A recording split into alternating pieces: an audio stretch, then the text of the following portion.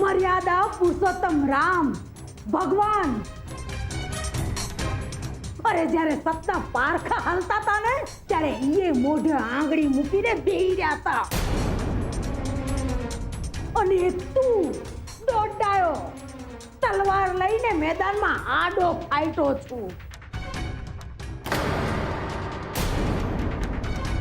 અરે મોહનિયા, દીકરીના બાપને આવા તાવને તેવર નો સોંપે. એકવાર દીકરી હાથમાંથી વેતી થઈ ને પછી જાયલી નો જલાય. તોય હું એને જાળવીને રહીશ. બા વાહ વાહ વાહ, કોઈલો મોટો જાળવી લઈશ. અરે પોતાનું સપનું પૂરું કરવા હાટું ખુદની જણીને ધંધે લગાડતો ફરસ અને મને કે હું જાળવી લઈશ.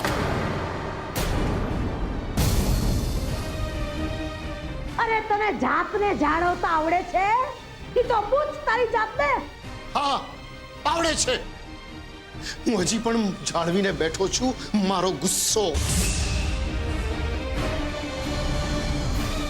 હું તમને મહેરબાની કરીને કહું છું, ચૂપચાપ કરી બહાર નીકળો તમે.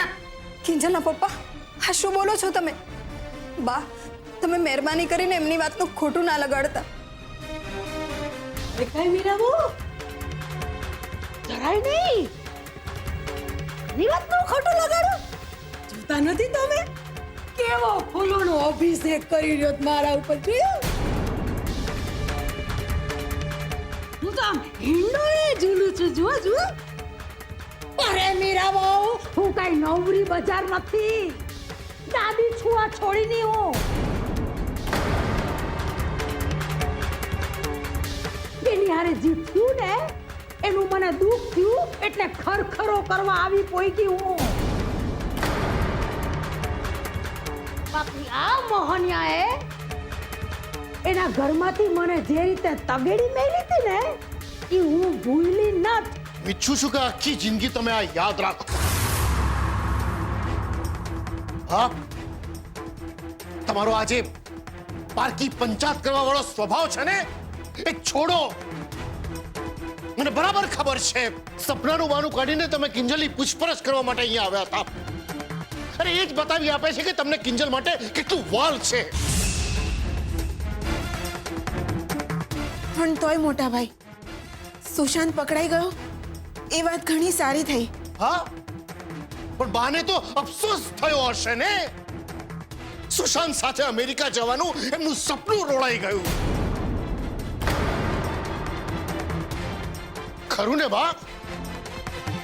હા હાચું ને. તું કે કઈ ખોટું થોડું હોય. તે કીધું એટલે સોનાની લકીર ભાઈ. બાકી મૂર્ખા અમે, ખોટાળા તો કે અમે. તું તો સત્યનો થાંભલો ભાઈ. પણ એક વાત કહી દઉં છું મોહન, ચાંદમાં એકવાર ડાઘ પડ્યો એટલે પડ્યો.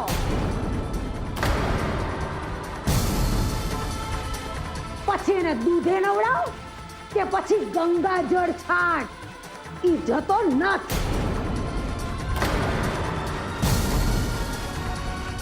બાકી દુનિયા આંધળી નથી. હલે કરો છો. આ તો પેટમાં બળતું હતું ને એટલે આ ગુડાણી હતી. બાકી મારે હું? અરે મારે તો હું ભલી અને મારી માવડી ભલી. ભોગો હવ ના કર્યા હવ.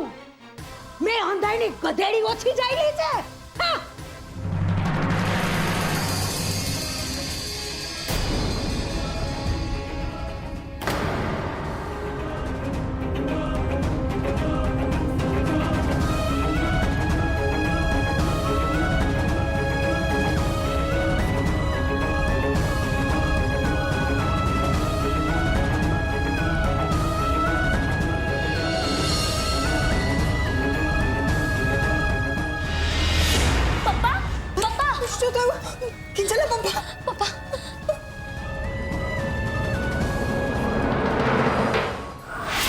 Size cutout.